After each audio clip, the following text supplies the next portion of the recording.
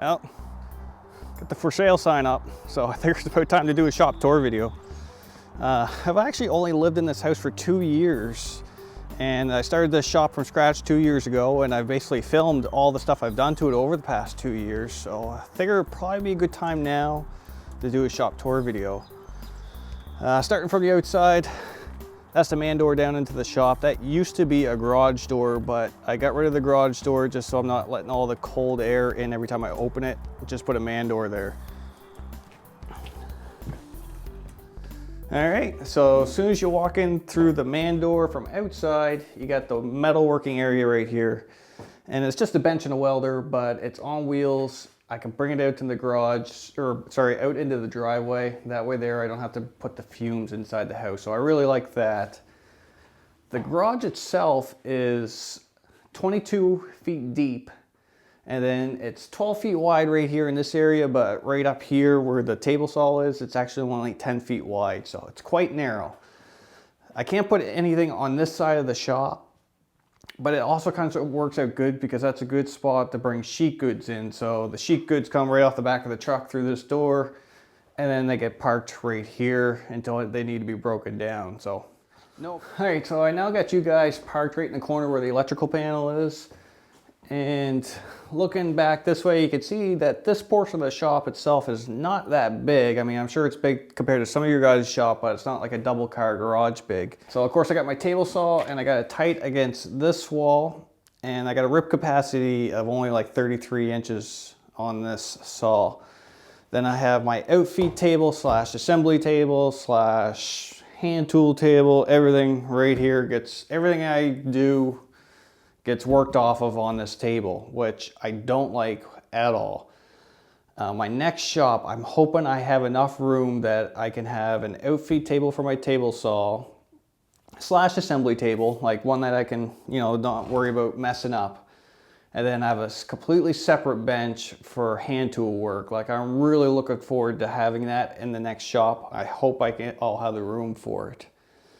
So yeah, looking around, obviously the best thing about this shop, and it's something I would encourage anyone to do, is the tool wall. It's new to me probably just over the last year. I've never had it before, but I absolutely love it. I love the way it looks. I love the functionality of it. It doesn't matter which way you do it. Like, mine are all just screwed onto the wall, which I can move around easily, but a lot of people do the French cleat, that's fine. It's just having everything where you can see it and knowing if something's missing. I just love that aspect of it. And the other thing I love is just how it looks. Like, it's actually kind of inspiring to come down here and work. I want to work down here. So that's what you want in your workshop, right? You want to be able, you want to enjoy coming down here. And I think I achieved that in this portion of the shop. What else? That cabinet, I think you guys can see that cabinet. That was so painful to build. If you guys watch that video, I made so many mistakes on that thing, but I'm glad I did build it. It's pretty functional. All the hand power tools are stored there. Through this door here is a utility room. Now, this room is used mainly to store like household stuff, like Christmas decorations, but it actually is big enough for me to store a lot of like my jigs, paint, you know, household stuff like that. Keep some of my scrap wood that I don't want to throw out down there. And yeah, you know, anything you just can't bring yourself to throw out ends up down there. And then through here, I have another section of the shop what measures, it's probably only 8 feet wide and 18 feet deep. So I'll show you what's going on in there. All right, so we're up in the upper portion of the shop here. This space was not finished at all when I purchased the house. It was just, there was no drywall or anything. There was some insulation hanging down.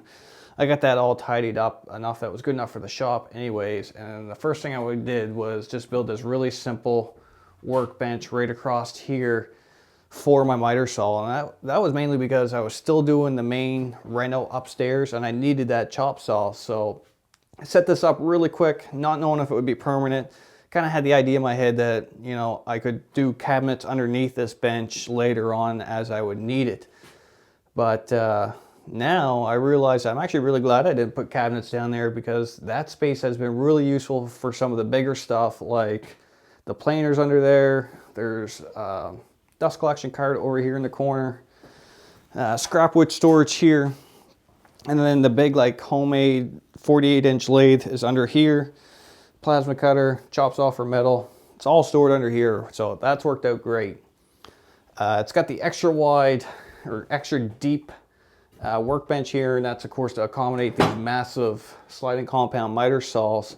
But that's worked out all right too, because I got my router table here, good use of space to there, and then I use my sanding stuff here. So whenever I need the sander, I just slide it out, use it, and if I need the chop saw, I can slide it right back. There is dust collection up here. It is just a shop vac dust collection. So the shop vac's underneath this cabinet here, which helps keep the noise down, obviously. Goes to a bucket separator, comes up here.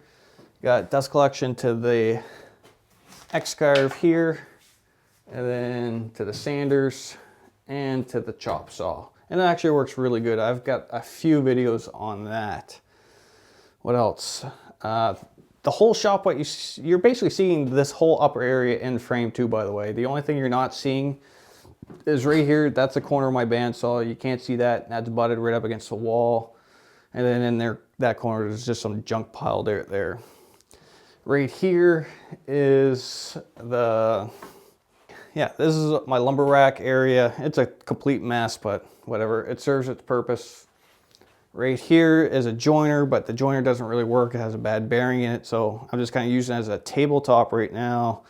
And I got all the flip stop stuff there. Air compressor underneath the jointer.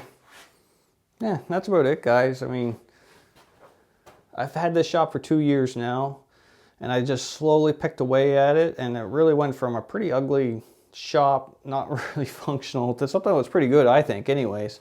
I like how it's got the divisions in it, like it's got the separate areas. The next shop's not going to be like that. It's going to be one big open area. We'll be in the basement again, but it's going to be quite a bit bigger than this space, so I'm looking forward to having that. So yeah, there's a ton of videos that I've done over the past 2 years of all the stuff I've done to this shop, so I'll try to link up all of them in the description below. Anyways, other than that, I'm Ryan Nodwell. Thanks for watching.